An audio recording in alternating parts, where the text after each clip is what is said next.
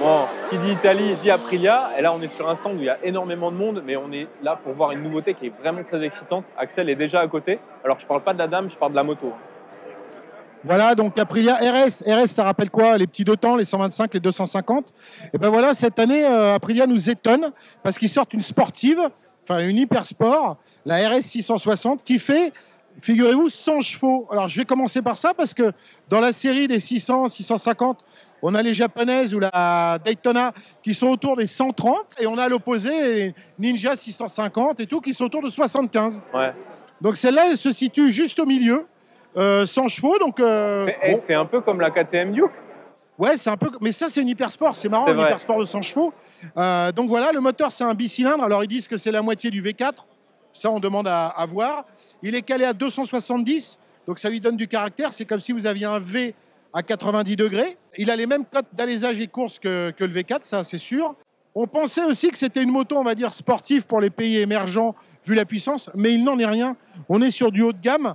On a un châssis tout aluminium, donc cadre et bras aussi en tout alu. Le moteur est porteur. On a par contre une suspension arrière sans biellette et sans basculeur.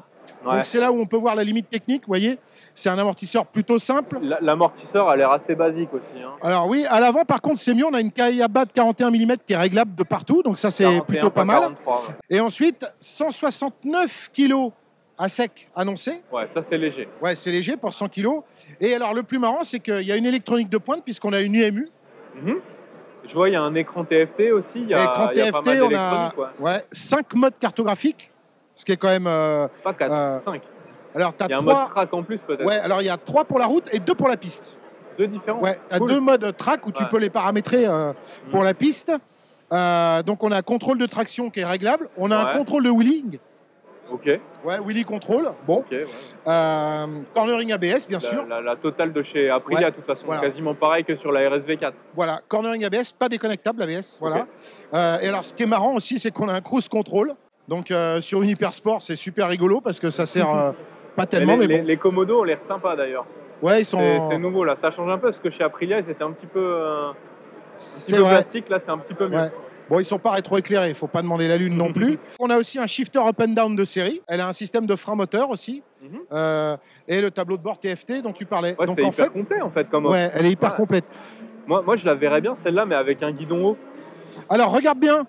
Elle n'a pas vraiment des bracelets, elle a un T avec des bracelets placés au-dessus. Ça, c'est intéressant. Ouais, donc on doit avoir une position qui ne doit pas être trop extrême. Confortable, ouais. Donc c'est pas mal. Donc 660 cm3, 100 chevaux, 169 kg à sec, freinage radial aussi full Brembo, vous voyez. Donc en fait, c'est une moto super bien équipée. On n'a pas le tarif. Non. Tu as une estimation, toi?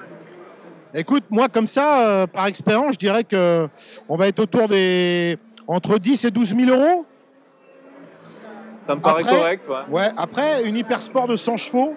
Ouais, il n'y a pas vraiment de marché pour ça. Non, il n'y a pas vraiment de marché pour ça. Mais peut-être que c'est la Tuono. Alors, évidemment, ça annonce la Tuono, mais ça dit, ça sur la route, comme tu as une position qui n'est pas trop excessive, 100 chevaux, une super partie cycle et un poids léger, sur la route, ça peut être une super machine. Ça peut être une balle. Sur circuit, c'est vrai que 100 chevaux, c'est vraiment c'est limite. Donc voilà, Aprilia RS 650, le retour des fameuses RS. Elle a une super gueule, hein, bien sûr, les petits ailerons et tout. Niveau finition, François, qu'est-ce que t'en penses? Écoute, je retrouve toujours des plastiques un peu lourdingues, hein, mais avec ces petits triangles là. Non, honnêtement, c'est pas mal. C'est pas mal. Moi, je note je suis d'accord avec toi. La selle passager, je sais pas comment on peut vraiment s'asseoir là-dessus. Ouais, alors si, tu peux emmener un extraterrestre, probablement. Ouais, vraiment, ou alors faut avoir une demi-fesse. Voilà. Passer la guerre des mondes, tu auras un passager, je pense. L'échappement bas, là, je le trouve assez joli. Ouais, bien il est intégré. Ça centralise les masses. Donc voilà, pour l'essentiel. C'est pas du top comparé à tout ce qu'on a vu. On n'a pas du Stilema, tout ça, mais non, après, ça reste une moto magnifique. Ça reste une italienne. Voilà. Pour résumer, nous, on dit OK, on veut juste essayer 100 chevaux sur la route, c'est bien. Sur circuit, je pense que c'est un peu léger. Et je me demande si, vu la puissance et tout, ils auraient pu faire une version un peu moins technologique. Ouais. Voilà, se passer de l'IMU, par exemple, pour baisser le prix. Voilà. Mais bon, c'est Aprilia. Vous savez, Aprilia, ils sont très branchés technologie de pointe. Donc voilà. Et évidemment, François, tu pourras connecter ton téléphone.